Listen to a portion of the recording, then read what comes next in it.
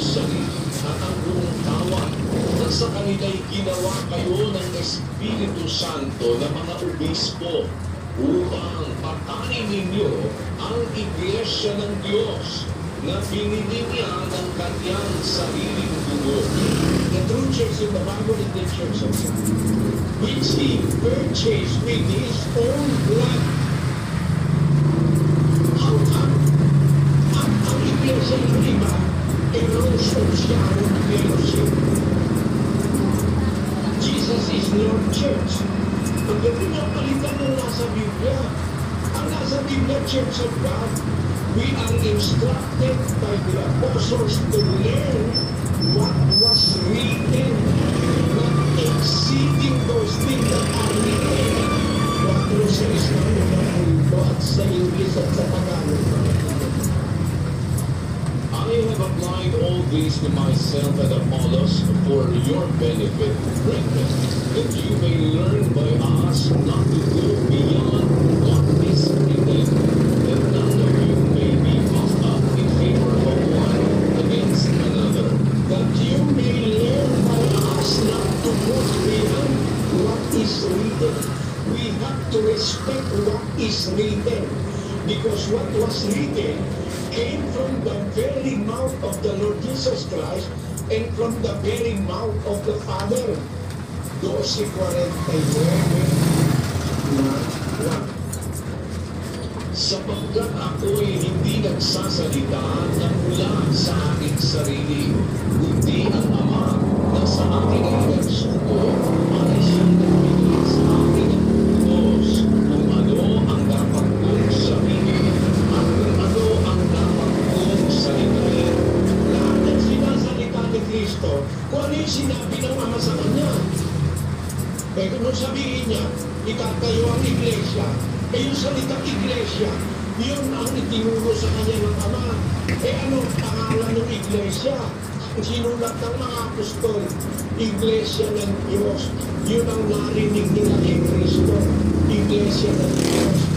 Kaya, ang lahat ng sinulat ng mga apostol, yun ang kanilang narinig kay Kristo.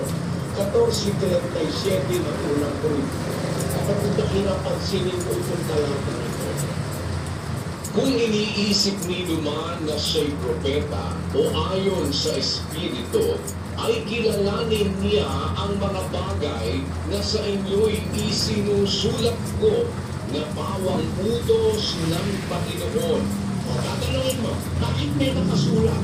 Utos ng Panginoon, sabi ni Pablo, isulat namin yung nakasulat, kaya namin sinulat, utos ng Panginoon yan. Kaya ang utos niya, mag-aral kayo sa amin, matuto kayo sa amin, huwag hihigit sa mga bagay na mga susulat. Bawal ka lang humigit ka sa nakasulat. Unang Korinto 4:6, kapatid natin, makibasa.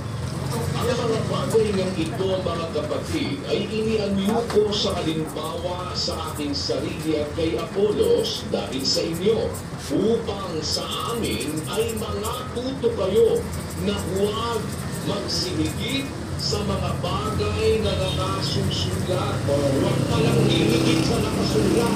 Ang nakasulat, Church of God, Iglesia ng Diyos, Ecclesian Toteo. Ecclesian Toteo. Ayan ang nakasulat sa Latin.